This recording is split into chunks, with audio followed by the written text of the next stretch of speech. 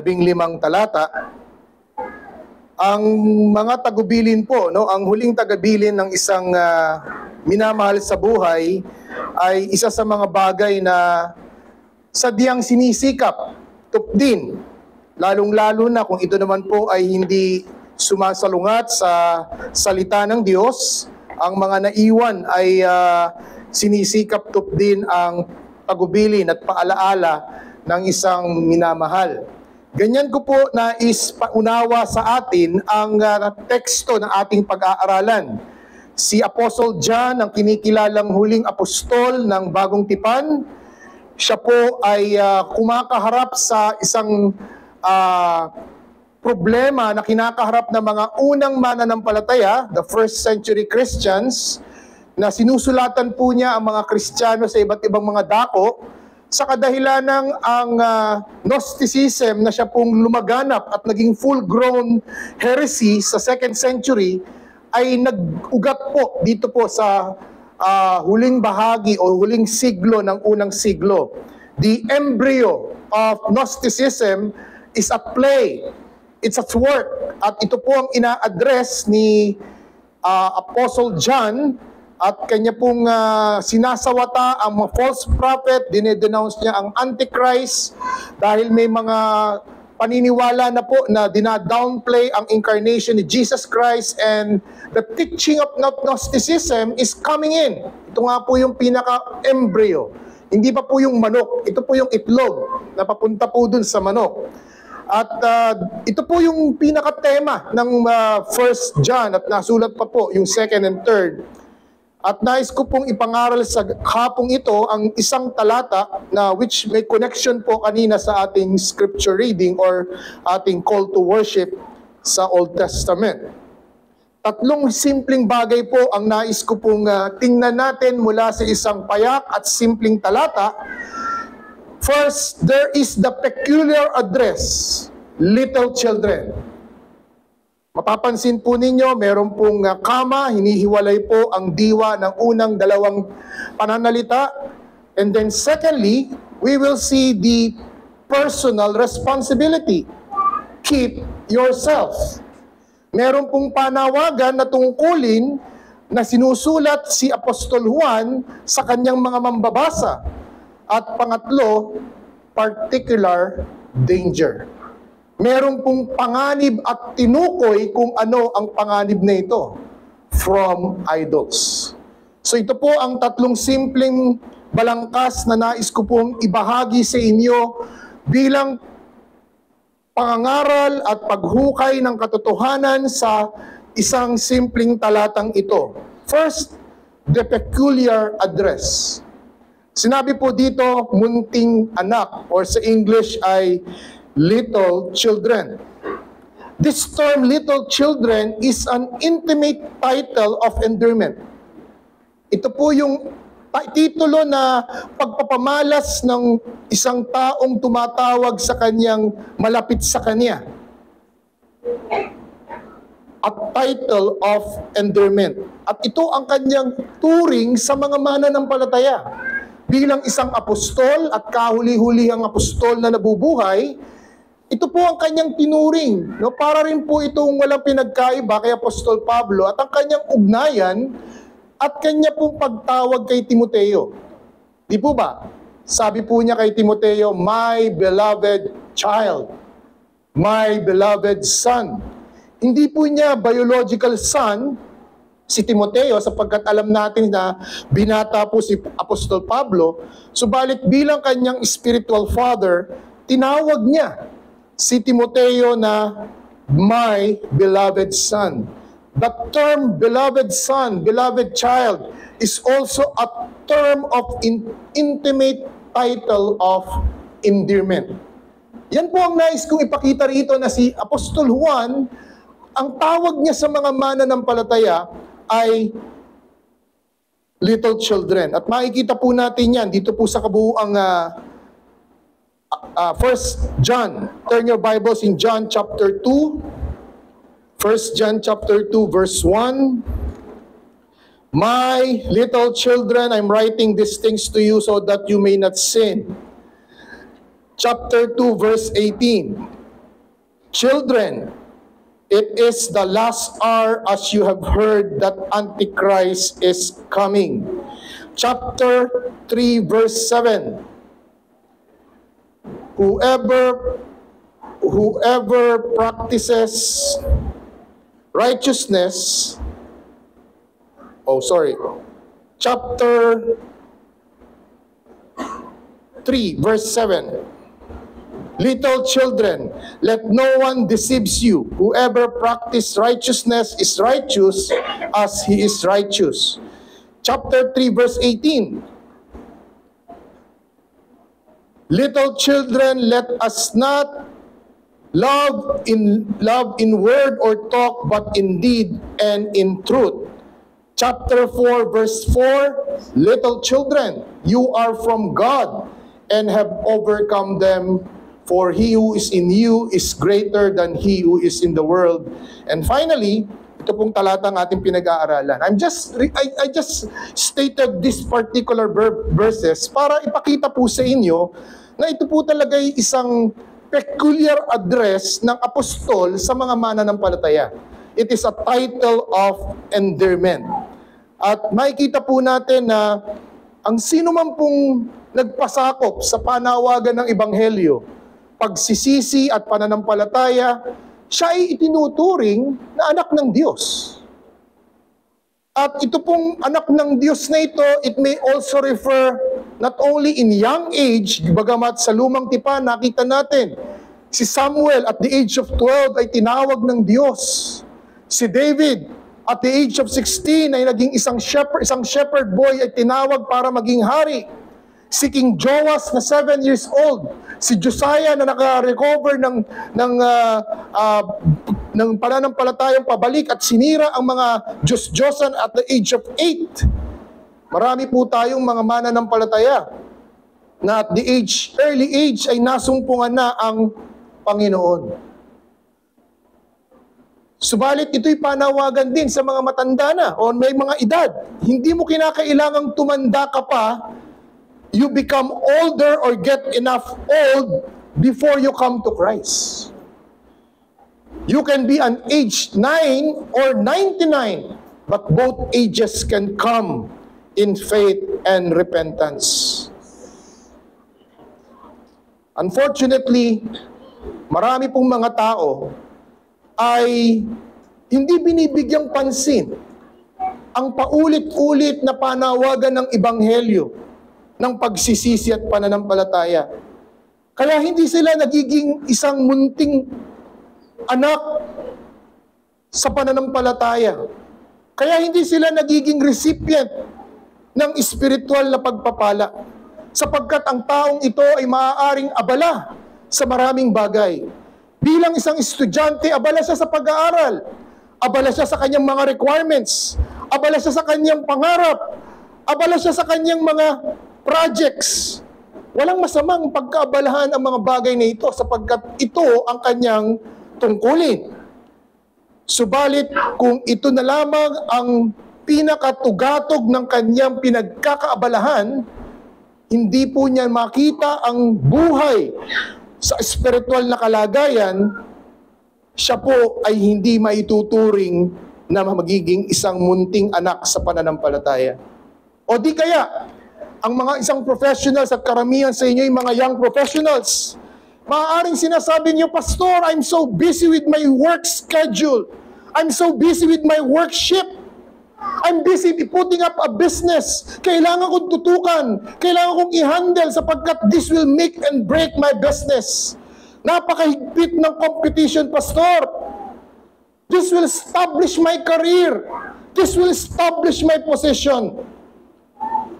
Or probably is to young married couples, such as na meron din sa inyo.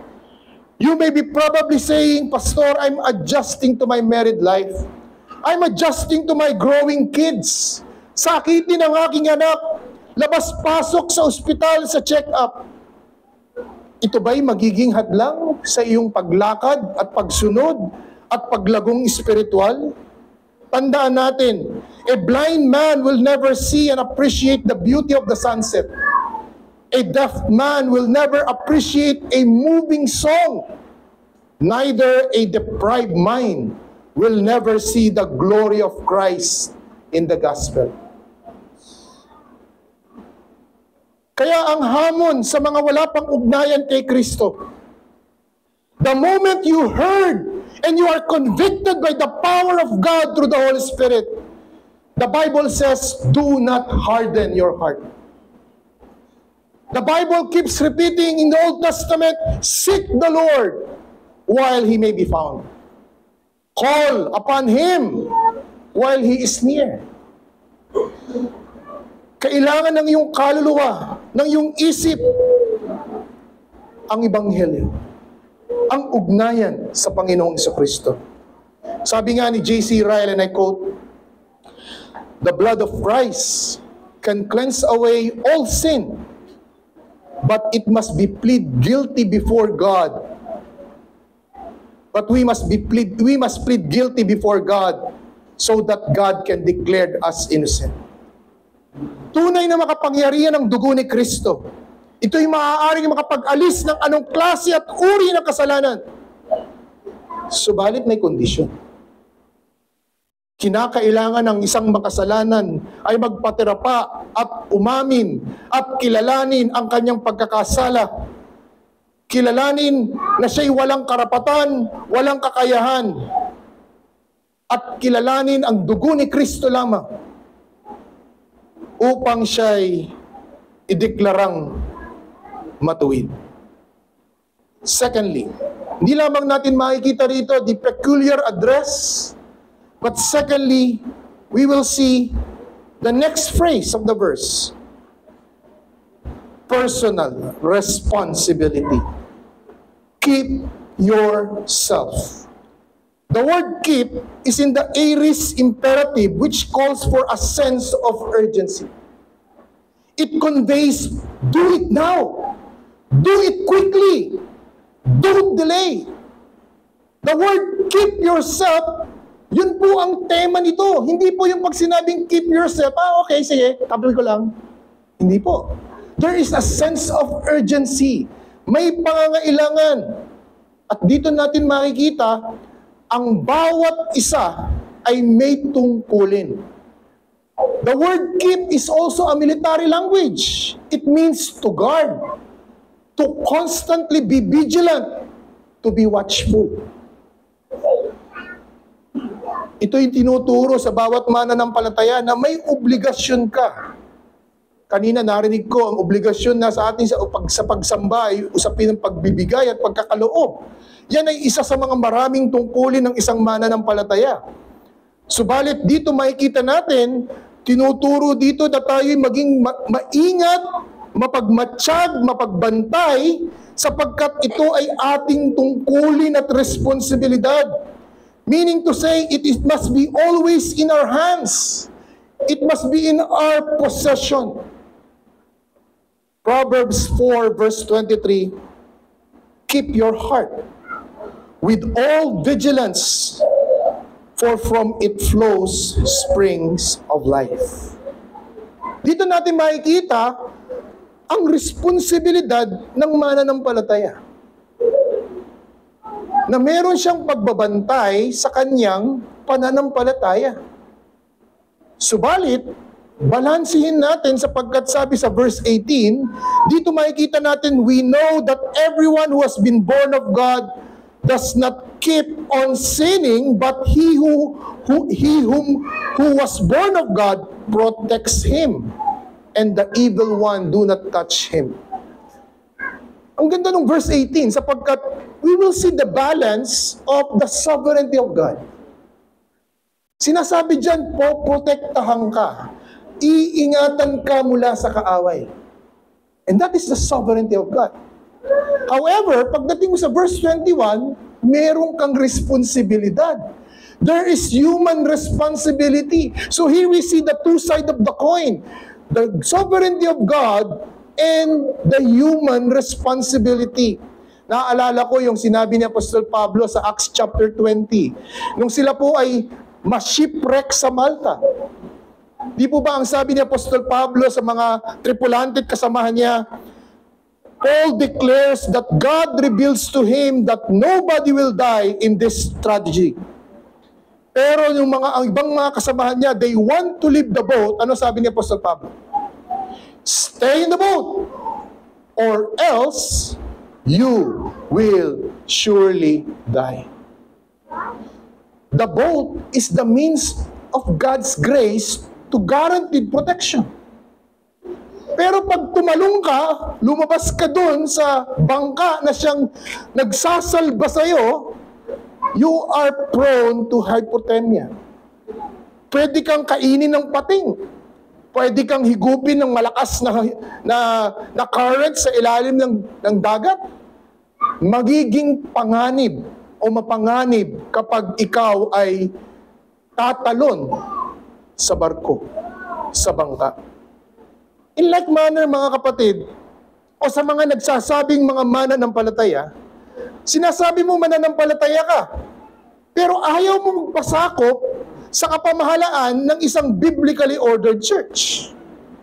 Sinasabi mong mananampalataya ka, pastor, naiintindihan ko ang ebanghelyo. Naiintindihan ko kung anong ginagawa ng Panginoong Kristo. Ang ginawa niya sa krus ng Kalbaryo. Pero ayaw mo ng kapatiran. Ayaw mong kilalanin ang kahalagahan ng spiritual community na ito ang siyang magbibigay palakas o magpapalakas sa iyo, tutulong sa iyo, aagapay sa iyo, magpapaalala sa iyo. Kaya suriin mo, kaibigan, ang iyong sarili, ang iyong spiritual na kondisyon. Sinasabi mo na kay mananampalataya, subalit ayaw mo magtalaga sa isang spiritual na komunidad o pamilya. Bakit? Dahil ayaw mong pakialaman?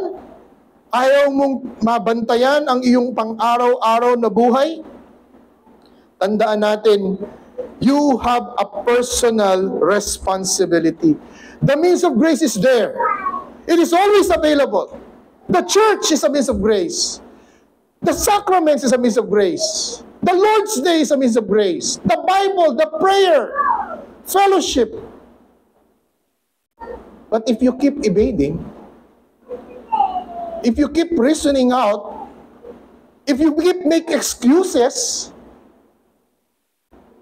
wag mong isipin at wag mong akalaing you can stand your Christian life by your own.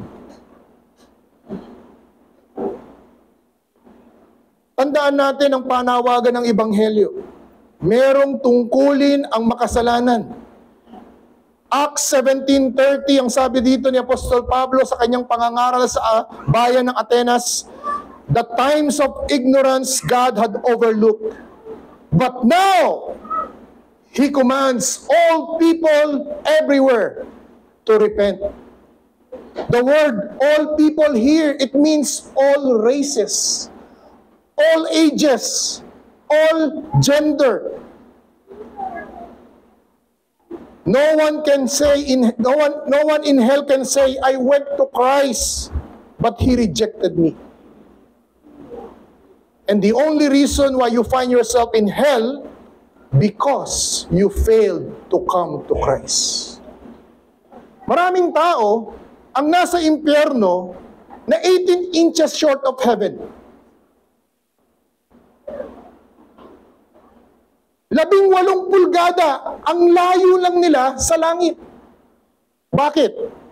Sinasabi po ng mga komentarista o ng mga scientifico, the head is 18 inches apart from the heart. 18 inches ang pagitan niya. Maraming tao sa impyerno na alam nila sa kanilang isip na si Kristo ay tagapagligtas. Hindi nila tinatanggi yun. Hindi sila lumalaban. Hindi nila tinututulan ang katotohanan na si Kristo ay tagapagligtas at Panginoon. They have the noticia in the three components of the saving faith, of the reformed faith. They are also convinced. May ausensus. Kumbinsido sila, kaya nga hindi sila lumalaban eh. Hindi nga sila antagonist sa Christianity. They agree. They can say, Amen. But why they are still in hell? They have the noticia, they have the ausensus. Wala silang fiducia. They do not put their trust sa kanilang kinilala at nakilala. It is just having a headache. You know that I have a headache. And paracetamol, Biogesic, is one medicine that can alleviate my headache. Pumunta ka sa Mercury, bumili ka. Inuwi mo sa bahay. Tiningnan mo ang Biogesic. Pero hindi nawala ang sakit ng ulo mo. Why? Bumili ka, that's noticia. Hinawakan mo, inuwi mo sa bahay, hawak-hawak mo ang paracetamol. You're convinced, pero walang fiducia. Hindi mo siya buong-buong tinanggap. Kaya hindi nawala ang ihip. Napakaraming mga Kristiyano o maraming tao na naniniwala sa Kristyanismo, pero nasa impyerno. Matthew 7, di ba? 21, 23. Mga ordinaryong professing Christian ba nandoon? Hindi. Ano sabi ng Panginoon sa Kristo? Sa huling araw, mga mangangaral na kagaya namin, nagpalayas ng demonyo, nagpagaling ng masakit na mga may sakit. Pero nasaan? Nasaan ang kanilang kalagayan? Nasa impyerno. Bakit? Ano sabi ng Panginoon sa Kristo? Magsilayo kayo sa akin. Hindi ko kayo nakikilala. Dahil ang mga mangangaral na ito, bagamat they have the right doctrine, they have the right vocabulary, they have the right language, they have the noticia, they have the ausensus, but they don't have any fiducia. Ito po ang isang bagay na nakalulungkot. Pagdating sa huling araw, magkakagulatan tayo. Ang mga taong inaasahan nating makikita natin sa langit, hindi natin makikita. At ang mga taong hindi natin inaasahan na nasa langit, sila ang ating makakasama. Examine yourself in the realm of orthodoxy, but as well as orthopraxy. If you believe in something, you ought to live for that thing. Sabi ni Paul Washer, and I quote, "A godly life is not built in a day. A godly life is not built in a year or a single event, but by daily practice of prayer and renewing of mind in the Word of God." Thirdly and finally, hindi lang natin makikita sa talatang ito the peculiar address with our children. Hindi lang natin makikita rito ang personal responsibility, keep yourself. But thirdly and finally, the particular danger. Keep yourself from what?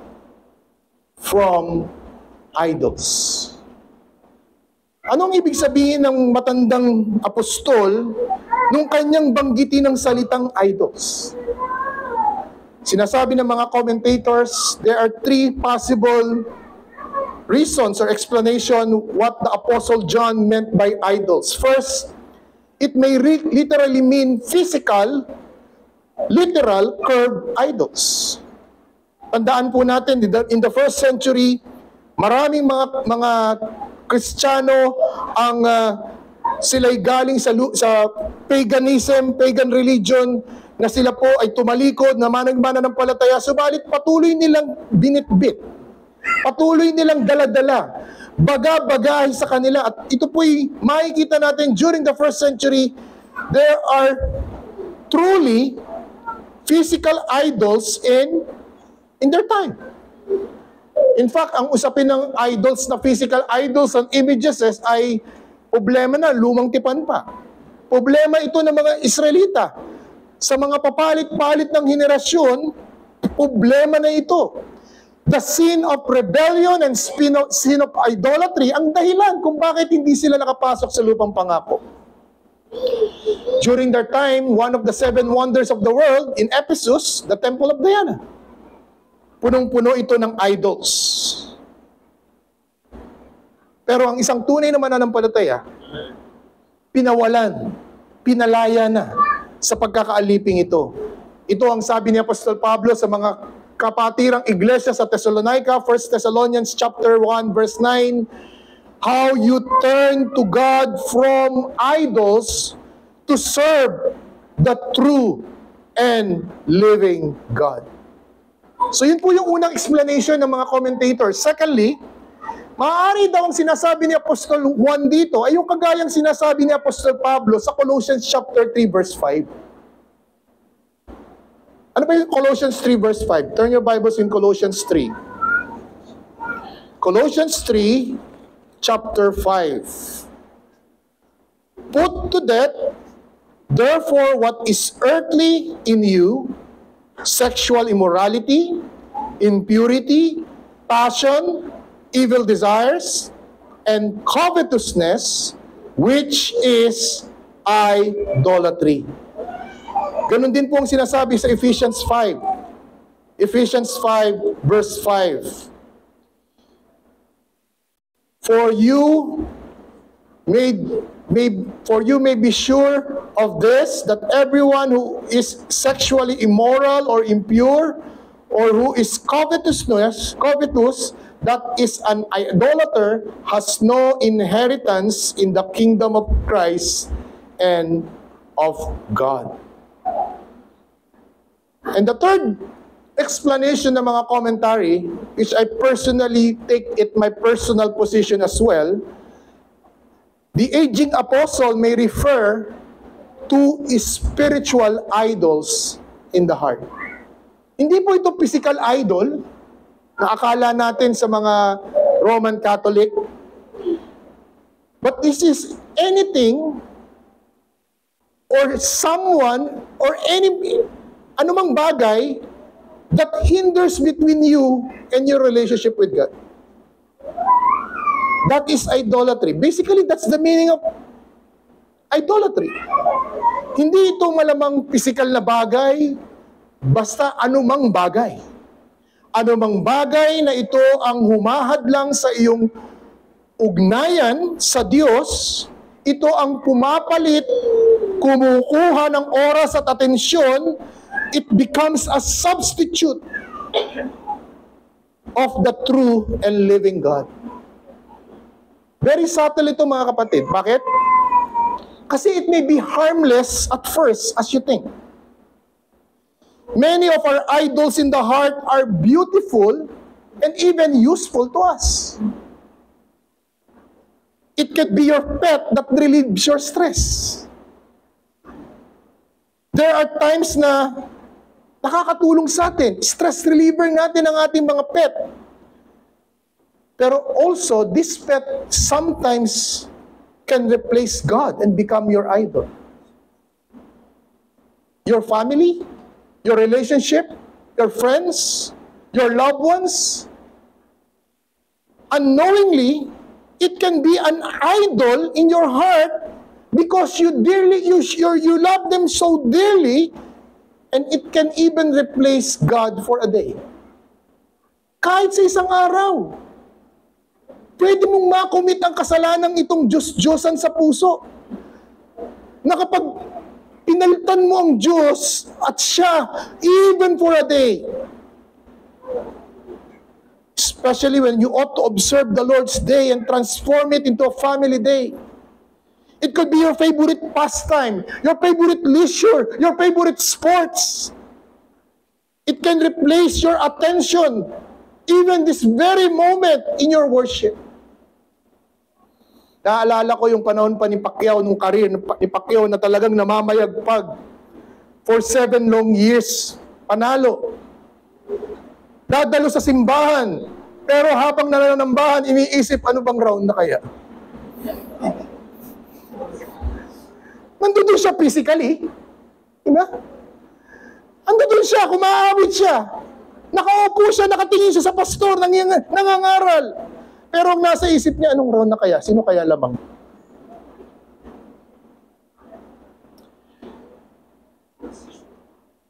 Or, our narcissistic tendency in our social media that promotes so much self on our social media. Na sa tuwing magpo-post tayo, we feel so good. Uy, ang daming nagla-likes. Ang daming comment. And yet, we get so irritated kapag kukonti ang like. More so, pag wala pang nag-comment. Or it could be probably your love for theology. Na some reforming people, they adore the doctrine of grace, in which they neglected the God of the doctrine. To some, yung very static or heavenly experience, yung isang experience na talagang hindi mo makakalimutan sa buong buhay mo, na magandang experience, it could be an idol in your heart. Turn your Bibles in Revelation. Dito po tayo sa Revelation chapter 22. This is the last chapter of the book. Ano pong sabi dito sa chapter 22 verse 8 and 9? I, John, I'm the one who heard and saw these things. And when I heard and saw them, I fell down to worship at the feet of the angel who showed them to me. Verse 9, but he said to me, you must not do that. I am a fellow servant. Imagine nyo nga naman, nagkaroon si John ng vision. Nakita niya ang Panginoong Kristo lumalakad sa 7 iglesia. Pinakita sa kanya ang mangyayari sa hinaharap. Napakapalad na apostol ni Juan. Siya lang ang nakaintindi nito. Siya lang ang nakakita nito. No, kumbaga parang meron siyang halo at parang siyang nasa cloud 9. Pero that experience na biblical, tama, magpapatira pa, sasamba sa anghel.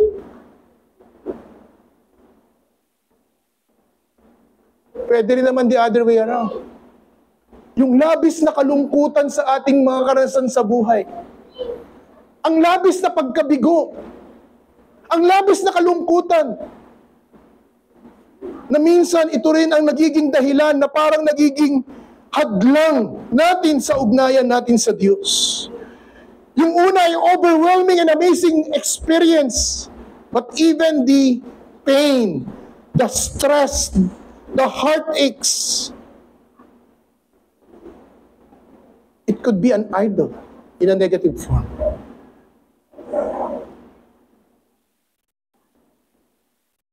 It may be probably your well-paid job. Now, how easily you are lured away from God because of the financial blessing. Good pay, less stress, saan ka pa? Diba? You enjoy the benefits of the work atmosphere. It could bring fortune and stability to your family at the expense of spiritual starvation.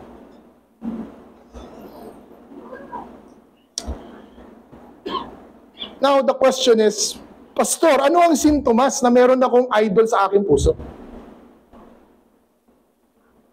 How can I spot an idol in my heart? Let me offer 3 suggestions. First, it operates like an obsession in the back of your mind.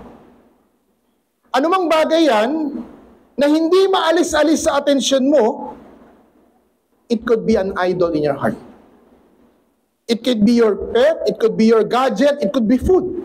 It could be your smartphone, it could be your Wi-Fi. Na hindi mabubuo ang buhay mo nang hindi mo chinecheck ang social media mo. I know a friend. Meron siyang high-end na, middle class end na cellphone. Nadukutan siya ng umaga pagpasok. Contact siya sa misis niya.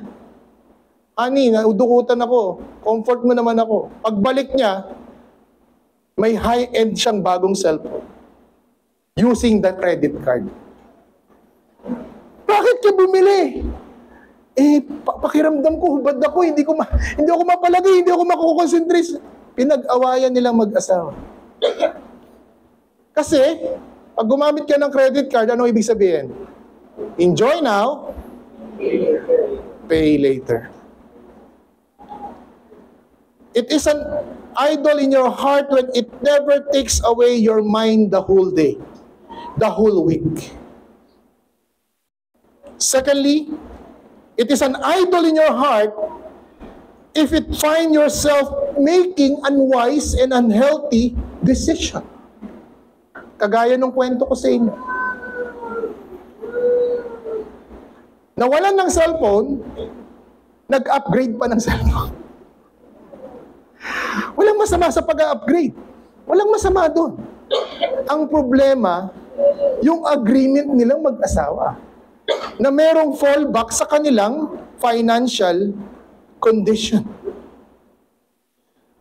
In the field of sports, in the field of work, you do what it takes to get the promotion. In the field of sport, by hook or by crook, I must win at all costs. Tubig-tubig na nga lang, pustahan. Pero wagas kung hindi ayaw magpatalo. And third, symptoms that it is an idol of your heart, or it's an idol in the heart, if you are so affected and bitter for not having it. Pag hindi napasayo, hindi mo nakuha. So much affected ka. No amount of encouragement of people will pacify your emotion. Leave me alone. Ikaw na nga kino-comfort. Hindi ko kailangan comfort niya.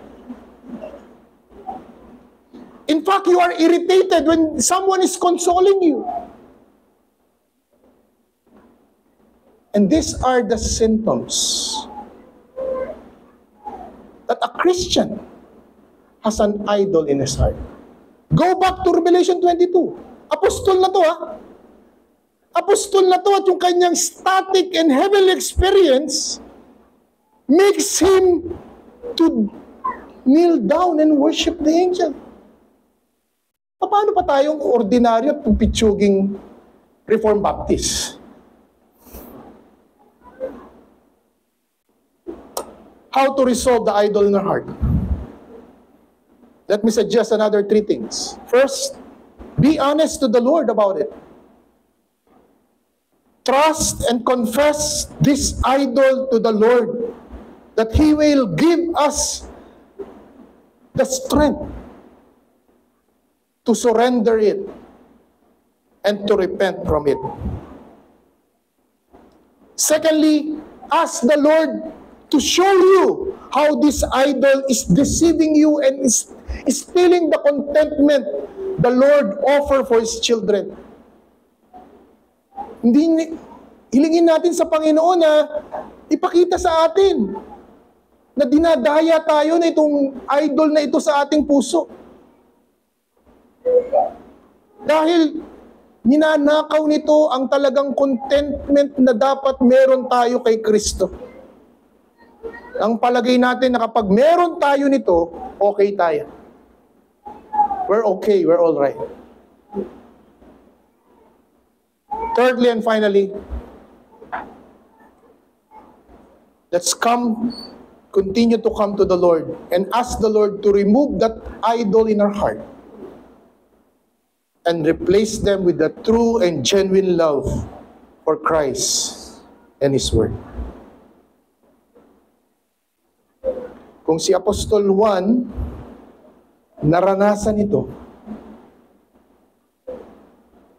sino tayo para itanggi at ikubli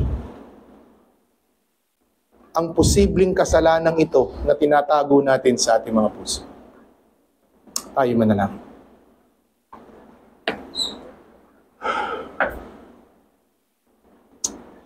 Patawad, Panginoon,